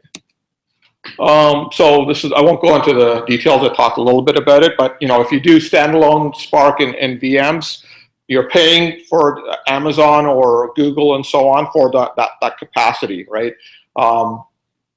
There's efficiency gains that you can get if you try to pack more things within those VMs, not necessarily start and tear them down as often, right? Again, there's things like preemption, resource sharing, and all those kinds of policies that are important. Mesos and Yarn again provide another way of doing it, but and we actually did some benchmarks on this, right? They're not quite so deterministic, right? Mesos, for example, is very good at managing a large number of machines with a small number of frameworks, when you get a large number of users or frameworks that need to access and contend for those resources, Mesos doesn't really address that. It's really a problem at the framework level, a workload management issue, right? So that's where we kind of where we emphasized, right, building a Spark workload scheduler, right, that is able to interface with different types of resource managers. We actually have in our implementation, we actually have our own resource manager today, and we're contributing some of the expertise on that. It's a proprietary thing today, and we're contributing a lot of the expertise and the use cases on that into the Mesos area. Yarn is another possibility, but we see that as if you're going down, you know, if you want Spark as part of your Hadoop environment, then Yarn makes sense, right? But if you want a standalone Spark cloud or a Spark as a service, then Mesos is probably a better option from an open source perspective. Okay, so the workload scheduler, the idea behind it is that it's able to accept jobs from all different sources, right? From a Spark shell or Spark submit or through a RESTful API call and so on.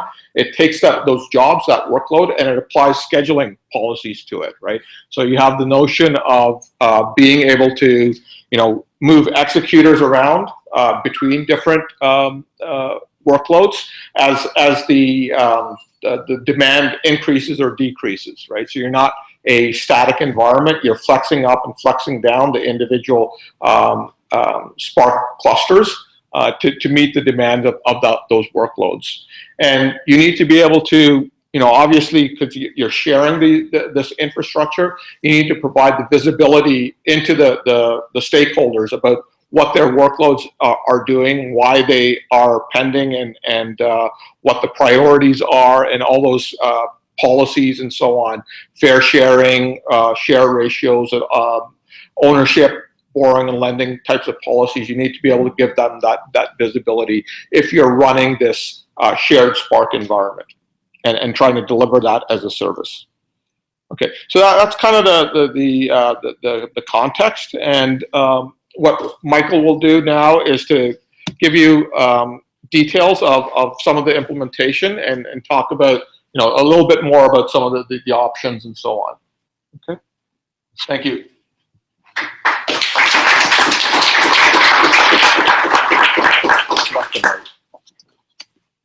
Okay. Hi, everybody. So I try maybe some informal way.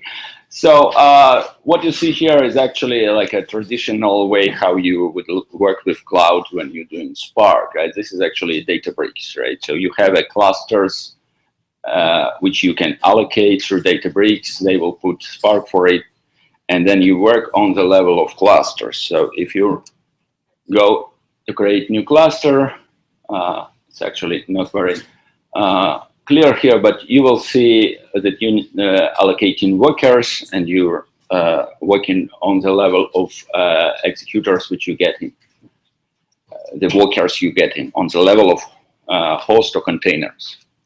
So as Khalid explained, in the case of real public Spark cloud, Spark as a service in the cloud, we cannot go this way because of cost.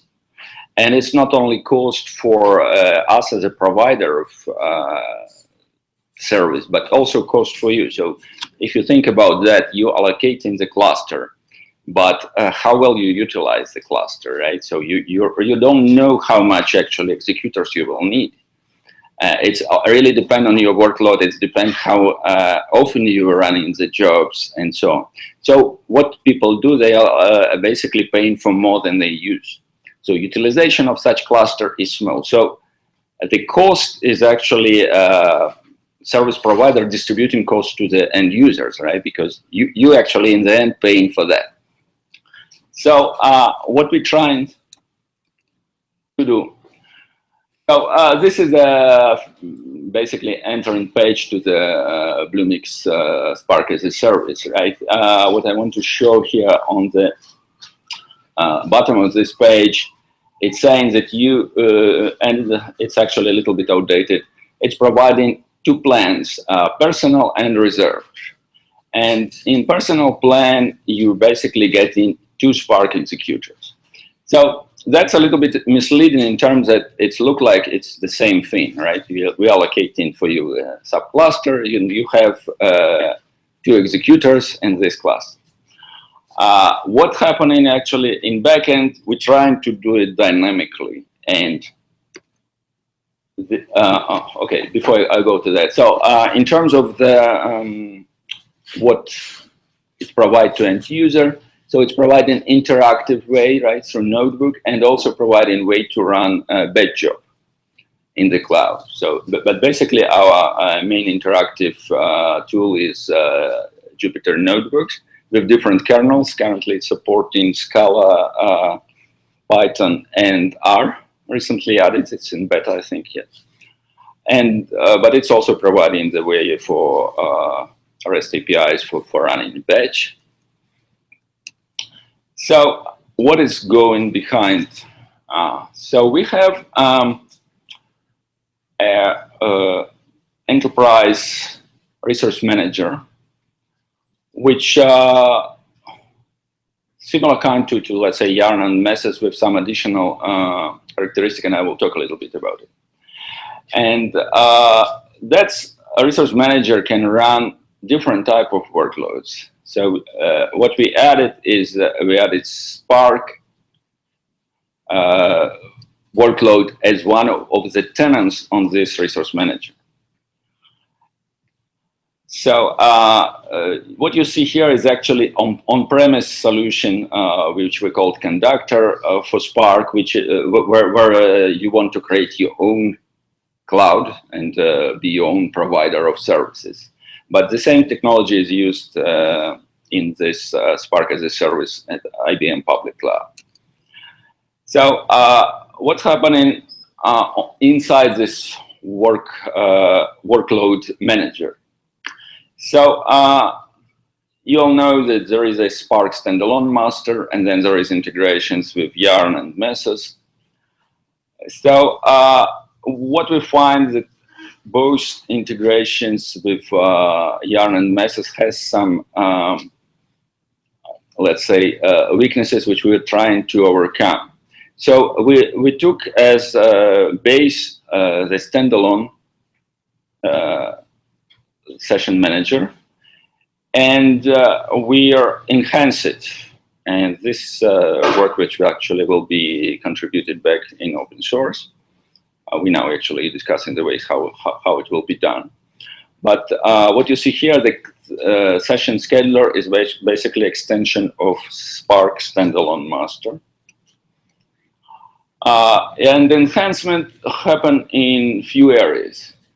So first of all, multi-tenant. As you know that standalone master doesn't have much security, right? Because it's intended to be working for one user. Right, so we added multi-tenant security and a special scheduling related on users, and I will talk a little bit about that.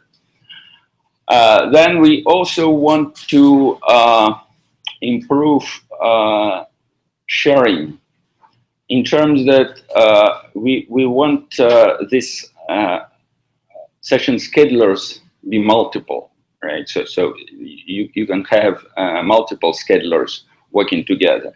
This is similar to what Messes doing with different frameworks, but in Messes, when you run into large number of frameworks, it doesn't work well, mostly because of it's offering to whoever comes first, it's offering whatever you can get, right? So to do sharing is pretty hard after that if the first one took too much resources, right? So what we're trying to do fair share between these schedulers on the level of resource manager, and for that we have implementation of so-called reclaim.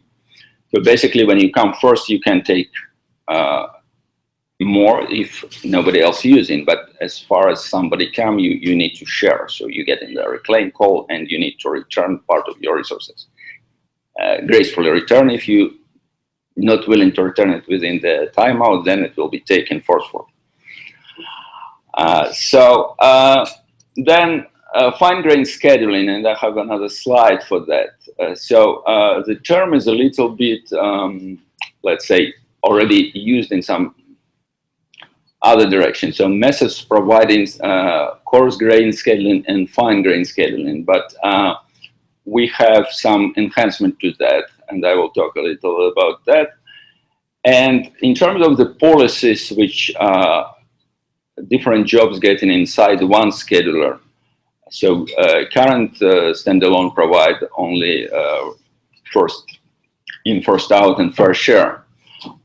It's not sufficient for real Spark as a service, because you want to group jobs first by users, right? So all users need to be shared.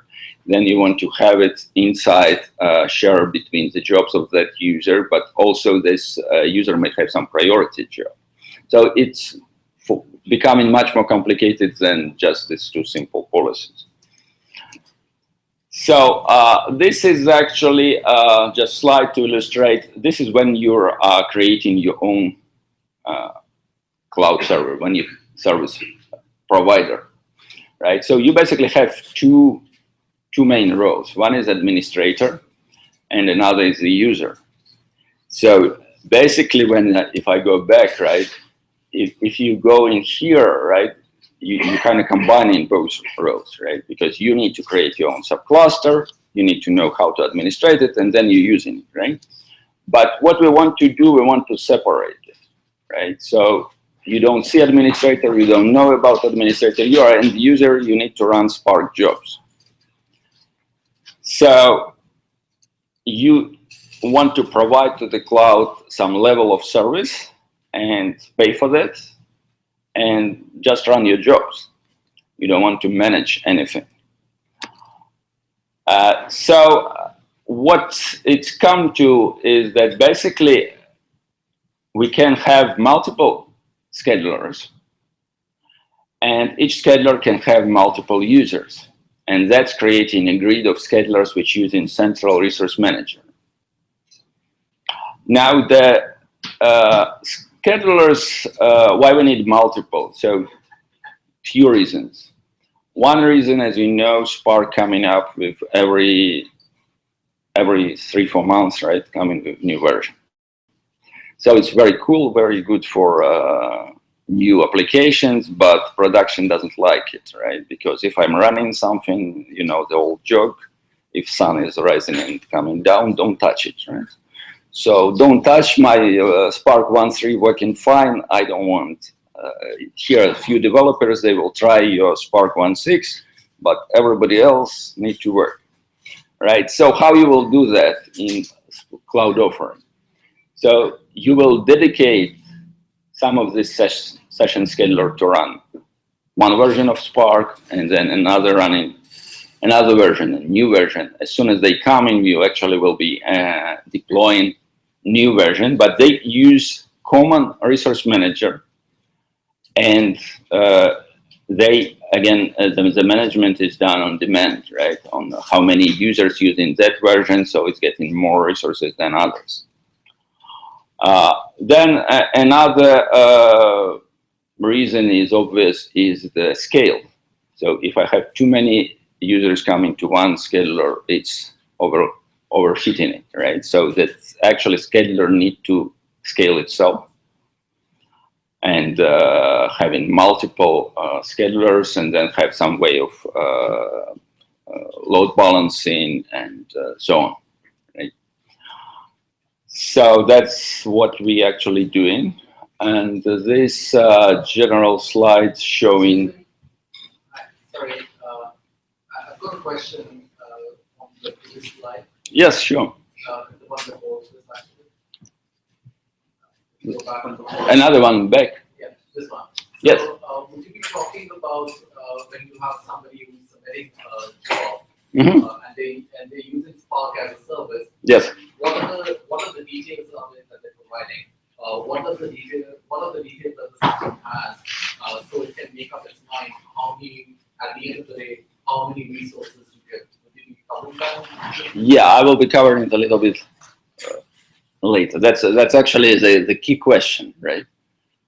what should I provide and what should I not provide? Because, for example, if you ask me how many executors I need to run it, I don't know. And it actually will change depending on my data, right? So that's probably not what I want to. On another end, when I pay, I would like to know for what I'm paying. I would like to pay only for what I use, right? Not reserve things beforehand, right? So that's a key question. That's what I'm trying to kind of answer during all this thing. So yeah, that's a little bit more like a general thing is what we're trying to do there. So multi-tenancy, as I said, that we have multiple users, and what important here is that this user has different kind of workloads and different requirements, and they want to pay different money for that based on what they're using. Then we want to provision their services. So, for example, I'm an enterprise user, I have my own libraries, which I want to run with Spark. So I don't want to, every time I'm submitting the job, I don't want to submit all my libraries together with this job, because it's cloud, it's internet, right? So it's taking too long. So I want to upload them and then use. Then fine-grained scheduling, I talk a little bit and I will talk more. Absolute needed security isolation, and that's a big concern for enterprise customers, because they need to be absolutely sure that in this dynamic environment where we're creating and releasing executors, you always get in your data, your security, nobody can get on it, right? High resource utilization, that's more important for us because we're providing it, but in the end, if we have high utilization, that means that every unit of computation is cheaper for you, right? So the price for the service will be cheaper if we highly utilize whatever host we have. And then the enterprise solution, some enterprise customer has their special requirements and so on. So, okay, so where we actually inject into the Spark flow. So this is what you will know, the flow of creating Spark jobs. So at level of the splitting it into the task, it's actually need to run task scheduler, right? To figure out where to run those tasks and so on. So that's the level where we have a plugin, which is similar to what integration has with Yarn and Mesos, but has some differences I will try to cover. And then the rest of the flow is absolutely 100% compatible, right? So that all the APIs, all interfaces, everything is 100% Spark. And it's also version compatible, so based on which version you use, so all the APIs for that specific version. So what's going inside the scheduler and what we did change here. So I will not go too much into these details. The idea is that we want to have a level of dynamically allocating resources based on demand. And demand in this case is tasks, right? So I have task, I'm allocating from central resource manager to the scheduler. So scheduler is proxy for those resources. That's similar to what Yarn and Omes is doing. The only difference is in coarse grain, you actually telling it how much to allocate. So what we want to do, we want to avoid this. Because basically, when you're submitting the job and job run at every moment in time, that Spark already telling how much task it needs for this specific stage, right? So why would I need to kind of prerequisite tell how many executors I will use, because you dynamically get in it. So, and then the policy part we talk about, and also that scheduler need to try to do some caching, because getting row containers from resource manager is expensive operation, so we would like to reuse, right? So if I allocated something and you stopped using it, I maybe give it to another job. So in terms of the submission, right, it's absolutely the same. So we're supporting both modes. It's a client and cluster mode. So basically, it's the same story like you're submitting to standalone. The only difference is that part where it's talking to resource manager. And that's cluster mode. So in cluster mode, which is actually used in the Spark as a service in the cloud, your driver also running inside the cloud. Right? It's started by the session scheduler remotely somewhere on the cluster using this allocated resource. And then it's connecting back to the scheduler and asking for resources to run its task. Now, the task is looking like that. So if you look here on the stages, in every stage I need different number of tasks. It's highly unpredictable, even in terms of the same job. If I run it with different data, I will get the things different, right? So it's runtime scheduling of this graph. So if you look on the right, what you see there, you see what Yarn doing in this case, right? It's orange line, or what standalone is doing. So basically, it's allocating what you tell it to allocate from the beginning. So you're saying I will need this number of executors.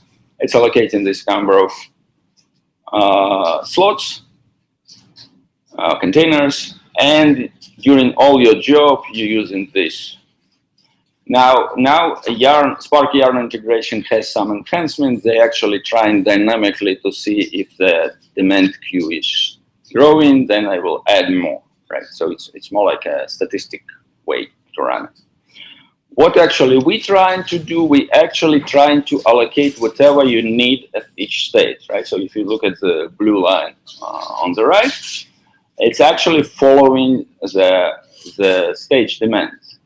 But it's not that absolutely right, because you need time to get your resources back, right? So you're allocating, then you're waiting, you're getting it back, and then you can use it. So that's time we're trying to minimize, right? And all these techniques of caching, predicting, and so on and so on. To minimize this time, so basically make this graph look as close as possible to the left one. Now, in terms of the sharing, so as I said, we have multiple schedulers and multiple versions of Spark. So each group of schedulers basically partition this specific version workload. But in terms of the resources, it's absolutely not partitioned, it's not silos, right? It's all dynamic. So depending on how many job of version 1.1 I have, that's how many resources I will get from central manager. Because the trend is when new version introduced, it's very few users, and it's gradually everybody moving to new version, so you can actually discharge the old one. And then we come into the policies, right? So traditionally what you have is fair share and first in, first out, which probably good only for the batch. Now, in Spark as a service, these policies will have limitations. First of all, I'm the user. I got my ID in Spark as a service. Now I'm running 100 jobs. You're another user, you're running 10 jobs. Now they both come to the same scheduler, and we get in fair share, right? So it's actually not fair, right? I pay the same amount of money as you, but I'm running 10 times more, right? So what we want to do fair share on different levels hierarchically. First, fair share based on the users, right? then inside the users for sure between excuse me, jobs of that user. So what we come up, and that's actually historically coming from the HPC product we had before. We don't have a patent for that. So now it's coming to Spark, it's coming to this scheduler, and as I said, it will be some kind of contribution to community. So the idea is very simple, right? That your policy is hierarchical, and you can have multiple levels, and actually it's flexible to the administrator to set these policies, right? So on the very first level, it's actually my plan, what I'm paying for in terms of SLA, right? So currently we have small, medium, and large plans, which differ in upper limit of number of slots I will get, and limit of memory I will get. Now the second level is of course the users, as I said.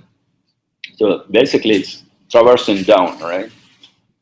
From the level on which I am to my user, which sharing with other users of the same plan. And then it's coming to my Spark application, Spark jobs. Now, one addition to that I can have a priority for my jobs only, right, to run. So I can actually reorder my jobs to have some priority in which they are running. And this priority is not first in, first out, but it's fair share with weights, right? So my job will get more resources, but others will still run.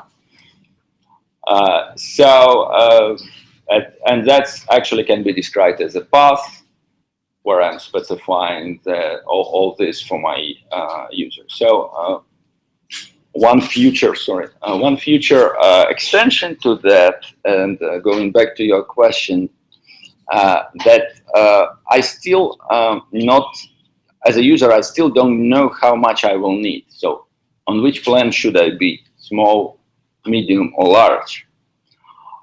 So that extension we're doing for that is basically the plan is flexible because we're just providing way to add another branch to that tree. So, for example, and as I said, it's future extension which coming up, but the idea is that I started to run something, I see that it's running very slow. I can actually move myself on this tree way more, and my job starts to run faster because it's getting more resources.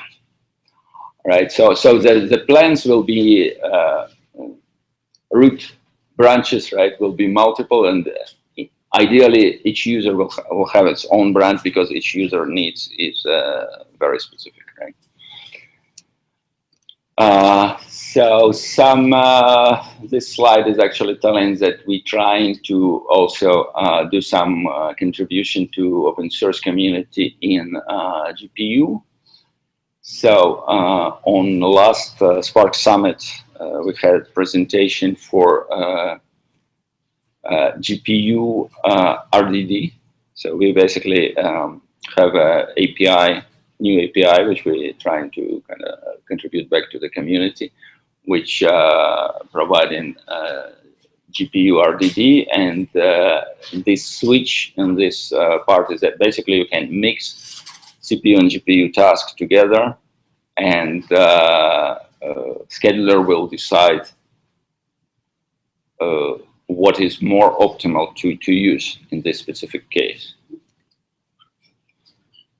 So I will not go much into these details. Yeah, I think we could pause here if there are any questions. Yes, questions. Technology. Yes. So just following up on that question you said, you will have the option to add, add new branch and things like that, right? So by default, it's coming in under my role and whatever was previously said, yes, maybe under small, medium. So what is that interface? Do you have an ability? Because I'm still struggling with, like, what do I see and what do I then tweak? There are two different options. I may just be saying, okay, I may want to give, if I've got two jobs, I may want to say, okay, well, give, I mean, change the priority of those to the weight of those. I can also say, okay, I may want to shift from false to medium to large. I may also want to pick another set entirely, and especially it's not clear, like I could have a sort of heterogeneous cluster environment, right, where I may want to pick a different class of nodes as well, which have got more cores. So how do I navigate all these choices?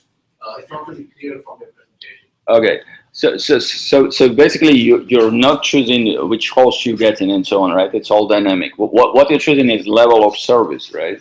So the small, medium, and large for now, what we have is actually associated with upper limit of what you will get, like number of tasks running parallel, right? This is the level of service you're getting, and also memory, which is upper limit again for each task which it can use, right? So depending on your application memory, you may have different requirements, right? Then the SLA is actually transformed into the runtime of the job, right? So again, as I said, that what we envision in the future, that basically you can see how fast your job is running, or a bunch of jobs, right? Because most users have not only one. And you can correct this plan, right? Basically, dynamically add more slots to run more tasks in parallel in this huge cloud cluster. So that's part of some dashboard yet to be created? No, currently that's basically when you register, and you register into specific plan, and you can change plans, so you can jump from one to another, right? And it has this limit.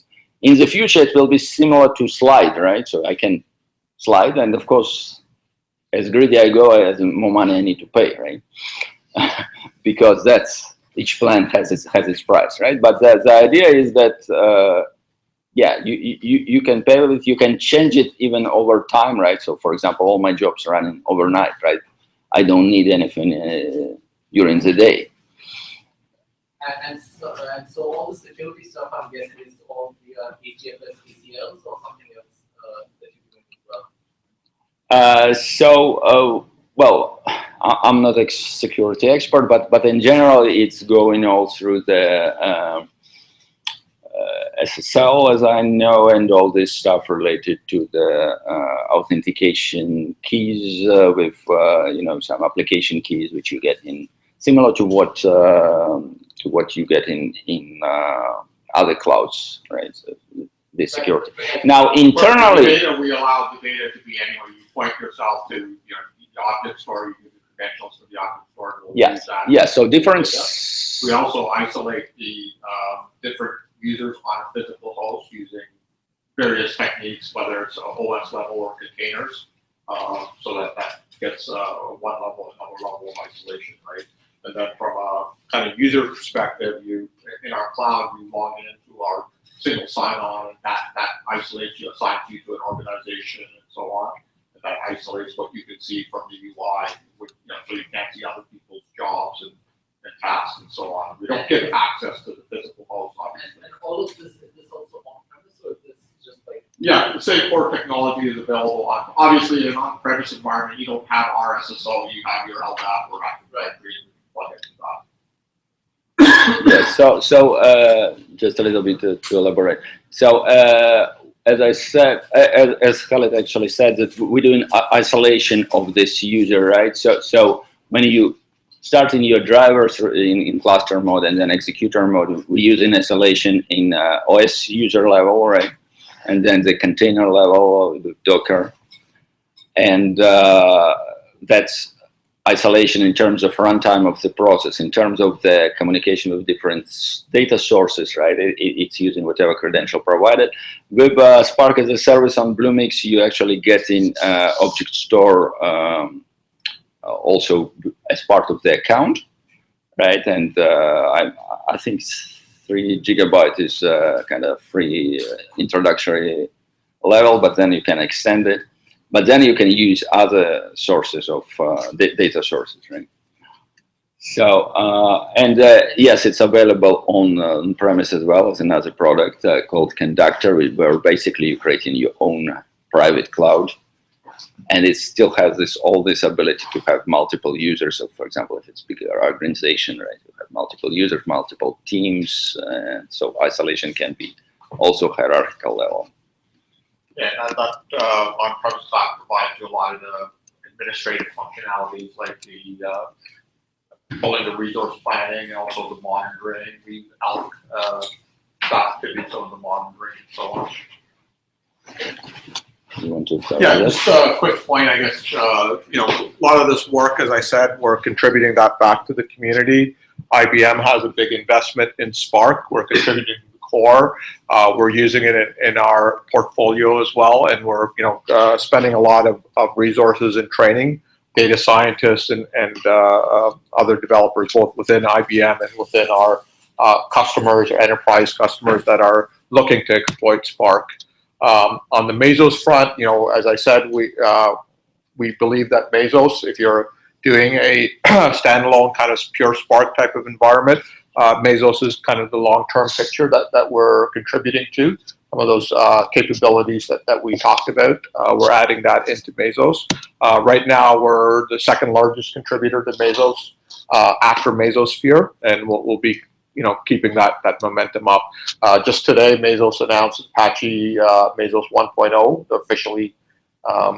That's the version, and we participated very heavily in that. Okay, just a few links for the thing, and we could actually make this deck available on SlideShare, and we'll post it up on the meeting meetup. So just one word, my favorable is the second one, data science experience, basically where you can just get your notebook for free and remotely work, try some Spark stuff. And it's also provides some data sets like US statistics, different data sets, so you can play with that or on your own set. Okay, thank you.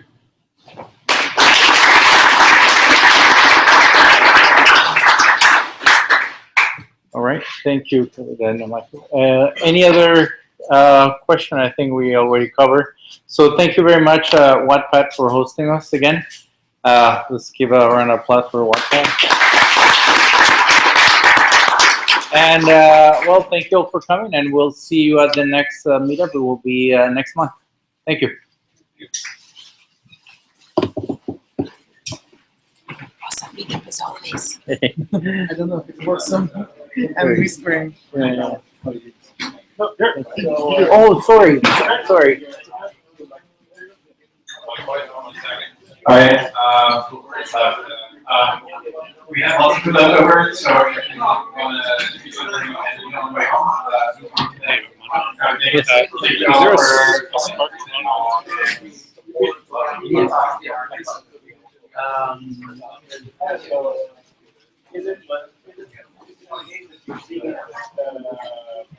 all for